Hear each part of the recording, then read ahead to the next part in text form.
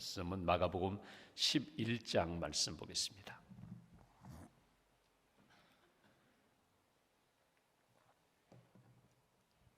마가복음 11장 1절부터 10절까지 말씀, 마가복음 11장 1절부터 10절까지 함께 봉독하겠습니다. 그들이 예루살렘에 가까이 와서 감람산 벳바게와 베다니에 이르렀을 때에 예수께서 제자 중 둘을 보내시며 이르시되 너희는 맞은편 마을로 가라. 그리로 들어가면 곧 아직 아무도 타보지 않은 나귀 새끼가 매여 있는 것을 보리니 풀어 끌고 오라. 만일 누가 너희에게 왜 이렇게 하느냐 묻거든 주가 쓰시겠다 하라. 그리하면 즉시 이리로 보내리라 하시니 제자들이 가서 본즉 나귀 새끼가 문 앞 거리에 매여 있는지라. 그것을 푸니 거기 서 있는 사람 중 어떤 이들이 이르되 나귀 새끼를 풀어 무엇 하려느냐 하매 제자들이 예수께서 이르신 대로 말한데 이에 허락하는지라. 나귀 새끼를 예수께로 끌고 와서 자기들의 겉옷을 그 위에 얹어 놓음에 예수께서 타시니 많은 사람들은 자기들의 겉옷을 또 다른 이들은 들에서 벤 나무가지를 길에 펴며 앞에서 가고 뒤에서 따르는 자들이 소리 지르되 호산나 찬송하리로다. 주의 이름으로 오시는 이여 찬송하리로다. 오는 우리 조상 다윗의 나라요 가장 높은 곳에서 호산나 하더라. 아멘. 하나님의 은혜와 평안이 여러분과 함께 하시기를 기원합니다. 오늘 말씀은 예수님이 예루살렘에 입성하시는 장면입니다. 예수님이 십자가 지기 위하여 구원의 큰 역사를 이루기 위하여 예루살렘에 입성하시고 이제 마가복음 11장부터 긴 내용이 나옵니다. 예수님이 예루살렘에 입성하셔서 예루살렘에서 어떤 일들을 행하셨는가, 우리가 또 내일 보겠지만 성전을 정화하시고 무화과나무 저주하시고 또 제자들의 발을 씻기시고 이 복음에 대하여 또 말씀하시고 십자가 지시는 그런 내용들이 이제 11장부터 쭉 펼쳐지는 것을 보게 됩니다. 예수님이 누구이신가에 대하여 오늘 11장에 분명히 말씀하시는 것을 우리가 듣게 되는데, 지금까지 예수님의 사역을 보면은 예수님이 병든 자를 고치셨습니다. 굶주린 자를 먹이셨습니다. 소외된 자를 찾아가 위로하셨습니다. 그러면서 마치 예수님이 병든 자를 고치기 위하여 이 땅에 오신 분으로 나타나기도 하고 큰 기적을 행하면서 능력을 보이면서 마치 인기 있는 그런 사람들로 이렇게 나타나는 것처럼 보이기도 하고, 또 어떤 경우에는 한 영혼, 소외된 영혼 찾아가 친구가 되어주셔서 위로해 주는 것으로 그렇게 나타나기도 합니다. 맞습니다. 그러나 예수님의 진짜 모습은 이렇게 상담가나 의사나 선생님이나 이런 모습으로 나타나서 예수님은 그럼 그분은 병든 분은 고치는 분이야, 죄인의 친구가 되는 분이야, 이렇게만 나타나는 것이 아니라 그분은 본질적으로 본래 그분은 하나님이시라는 겁니다. 그분은 하나님의 아들로 이 땅에 오셨다는 것입니다. 요한복음 1장에 있는 것처럼 말씀이 육신이 되어 이 땅에 오셨다. 그분은 말씀이시라는 거예요. 영신 하나님과 같은 말씀이셨는데 그분이 우리를 구원하기 위하여 우리와 같은 몸으로 이 땅에 성육신, 우리와 같은 몸으로 이 땅에 내려오셔서 우리의 아픔도 슬픔도 고난도 위로해 주시고 감싸 주시고 공감하시면서 우리를 하나님을 바라보게 하시고 믿음으로 주의 길에 걷게 하신, 주님의 길로 나오도록 인도하시는 분이었다. 그래서 오늘 성경을 보시면 이제 점점 십자가 지기 위하여 예루살렘에 가까이 오시면서 조금 더 구체화되었거든요. 예수님이 누구이신가? 병든 자를 고친 다음에 기적을 행한 다음에 이분이 도대체 누군가? 이분은 하나님의 아들이시다. 하나님의 아들로 하나님만이 하실 수 있는 그 일을 행하러 이 땅에 오신 분이야. 병든 자를 고치는 것보다 더 중요한 것은 죄를 용서하는, 죄의 문제를 해결해 주시는 분으로 이 땅에 오셨다는 것을 점점 강하게 드러내는 것이 이제 예수님의 십자가를 향한 사역입니다. 예루살렘에 입성을 하십니다. 예루살렘에 입성하시러 쭉 이제 오시는 과정 가운데 오늘 헌신하는 사람들, 찬송하는 사람들의 모습을 우리가 오늘 성경에서 이렇게 만나게 됩니다. 여러분, 예수님이 이렇게 예루살렘에 입성하실 때 오늘 우리가 보는 것처럼 나귀 새끼를 타고 예루살렘에 입성하셨거든요. 여러분, 나귀 새끼를 타고 예루살렘에 입성하셨다. 이거는 이스라엘 백성들만이 가지고 있는 왕의 대관식의 전통입니다. 그러니까 왕이 이렇게 이제 대관식을 할 때에 왕 위에 오를 때에 어떻게 하는 건, 이스라엘 전통은 이방인들은요 말을 타고 입성하거든요. 큰 마치 장군처럼 입성하는데, 이스라엘 백성들은 전통적으로 하나님의 기름 부음 받은 자는 그가 왕이든지 제사장이든지 선지자든지 그는 하나님이 주인 되시고 나는 그냥 부름받은 종이라는 것을 잊어버리지 말아라. 그래서 이스라엘 백성들은 왕이 될 때에 나귀 새끼를 타고 예루살렘에 입성하게, 그 전통이거든요. 그리고 백성들은 종려나무 가지를 흔들면서 호산나 우리를 구원하소서, 호산나 우리를 구원하소서, 당신이 왕으로서 우리의 지도자가 되는데 당신을 통하여 우리가 은혜 받기로 납니다, 보호받기로 납니다, 구원받기로 납니다. 이것이 이스라엘 백성들의 전통이에요. 오늘 예수님이 예루살렘에 나귀 새끼를 타고 예수님이 예루살렘에 입성하세요. 사실 이거는 정치적인 시각으로 바라보면 충분히 오해받을 수 있는 상황이에요. 야, 저 나사렛 예수가 그러면 왕이 된다는 거냐? 이것은 로마 제국에 대하여 비위를 거스리는 그런 부분이거든요. 이거는 쉽게 말씀드리면 정치적으로 나 죽여라 하는 그런 것과 다를 바가 없어요. 내가 왕이다?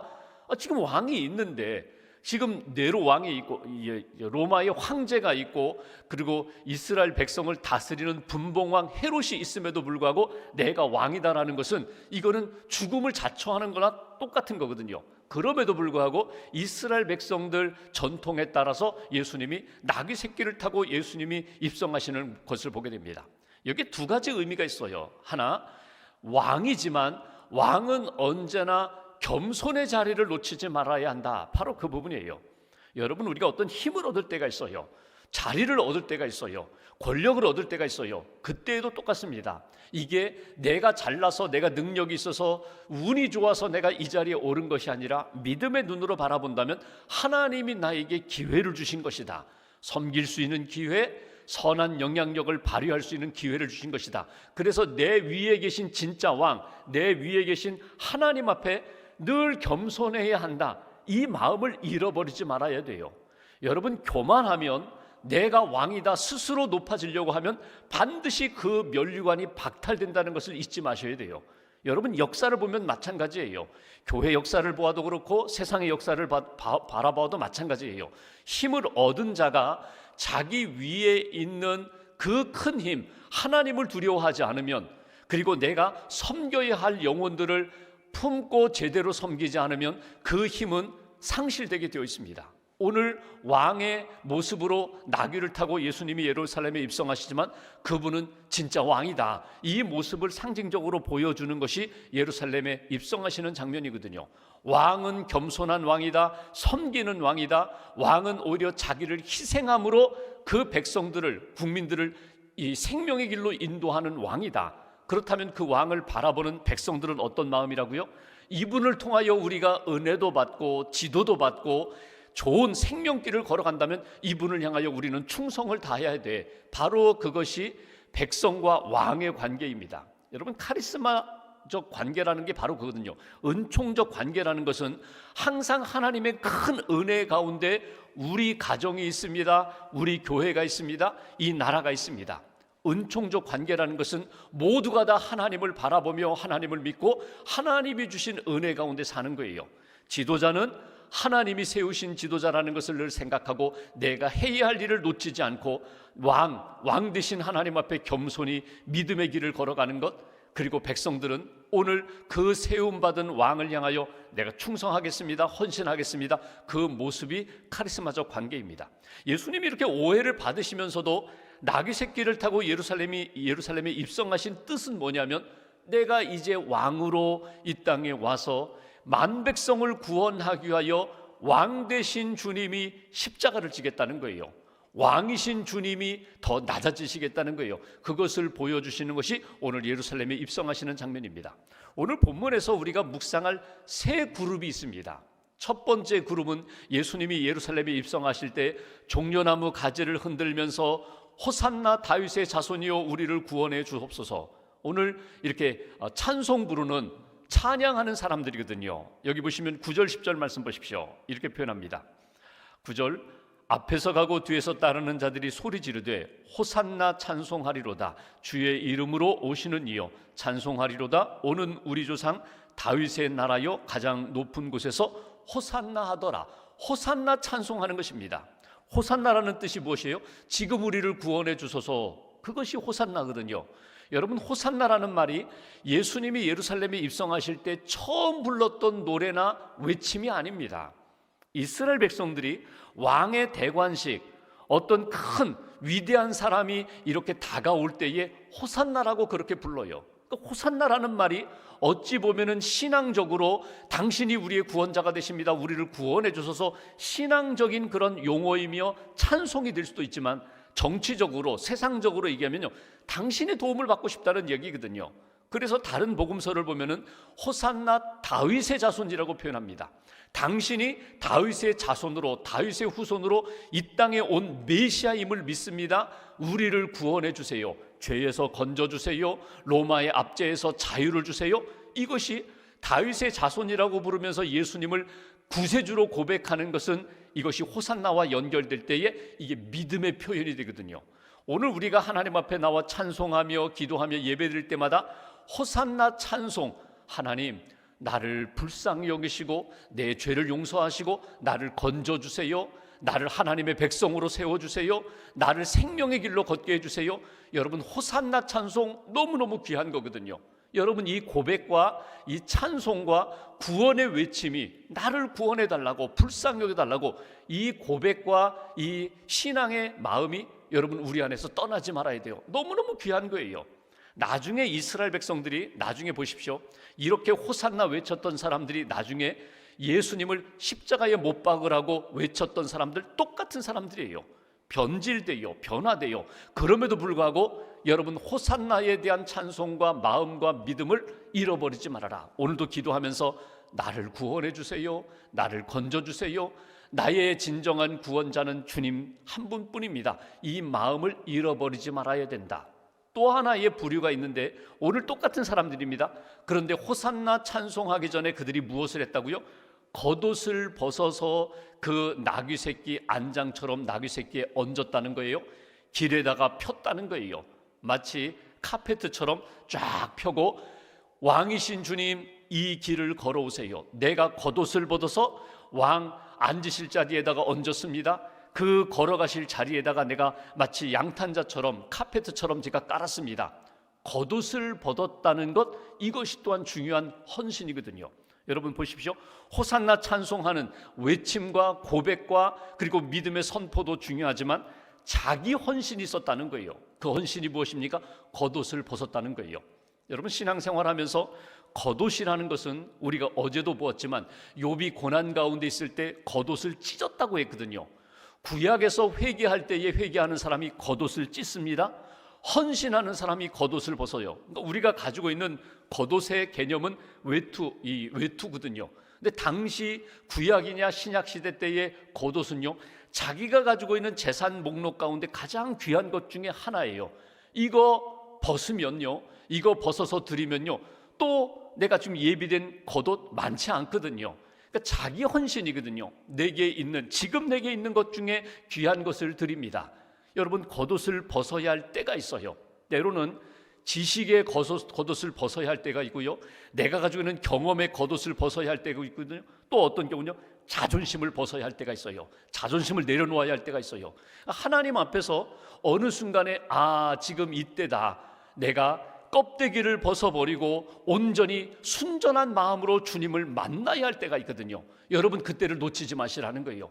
겉옷, 여기에다가 더 외투를 더 입어버리고 내 속에 있는 그 속에 있는 것을 계속 감추어서 하나님 앞에 서려고 하는 그런 마음이 아니라 겉옷을 벗습니다.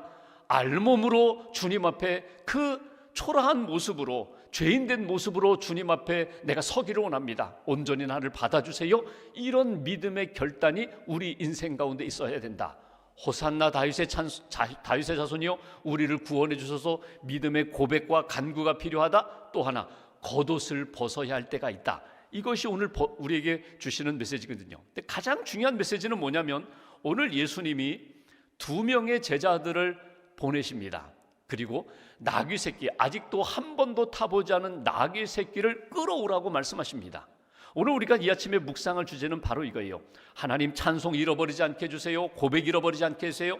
어떤 경우에 내 겉옷을 벗어야 할 때에 지금까지 가지고 있던 껍데기 벗고 하나님 앞에 순전하게 회개하며 성결함으로 만나게 해주세요. 이 두 가지도 중요하지만 오늘 묵상할 주제는 오늘 내게 있는 나귀 새끼, 준비되어 있는 이 나귀 새끼를 하나님이 요구하실 때에, 주께서 쓰시고자 한다 요구하실 때 주님 이거 쓰세요라고 드릴 수 있는 헌신, 오늘 말씀 한번 보실까요? 여기 보시면 2절부터 보겠습니다. 너희는 이르시되 너희는 맞은편 마을로 가라. 그리로 들어가면 곧 아직 아무도 타보지 않은 나귀 새끼가 매여 있는 것을 보리니 풀어 끌고 오라. 만일 누가 너희에게 왜 이렇게 하느냐 묻거든 주가 쓰시겠다 하라. 그리하면 즉시 이리로 보내리라. 2명의 제자들을 건너편 마을로 보냅니다. 나귀 새끼, 한 번도 사람이 타보지 않은 나귀 새끼 있는 것을 보게 되리라.